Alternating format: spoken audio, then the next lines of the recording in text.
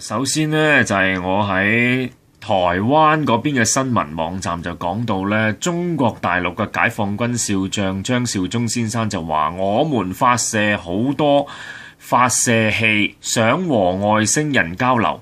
第一個感覺咧，開頭我以為乜中國發射咗好多發射器同外星人交流咩？嗱，呢個就係嗰位張生啦。咁裏邊咧仲講到咧，佢 call 咗嗰句説話喎，又講到話51區有乜嘢？咁我哋發射咗呢樣好啦，咁我哋當然驚驚地啦，即刻睇翻個視頻，究竟佢成段點講啦？大家一齊睇下啦喎 ，OK。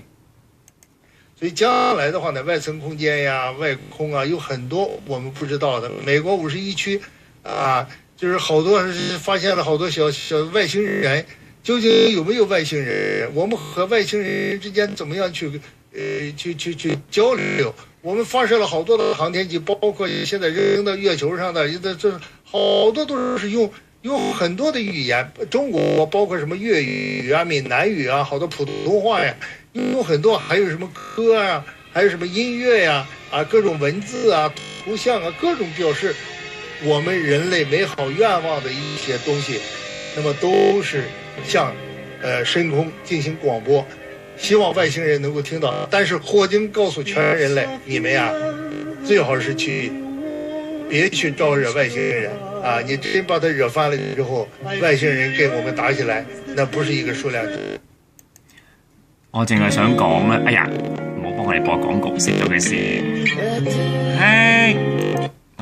我淨係想講咧，即係咧，其實咧呢位張生咧喺之前嗰段我都 cut 咗噶啦，就係講話喺印度都好勁喎，第一個國家咧射呢個飛行器去火星探測喎，我拗頭啊嚇！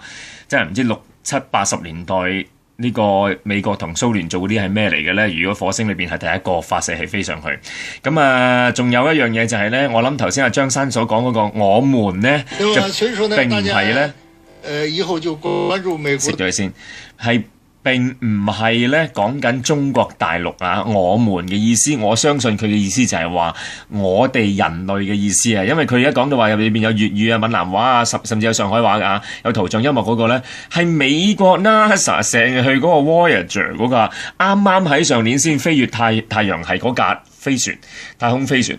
大佬唔係講緊中國啊，呢度咧我都唔知台灣特登扭曲啊，定係究竟佢表達得唔好啦？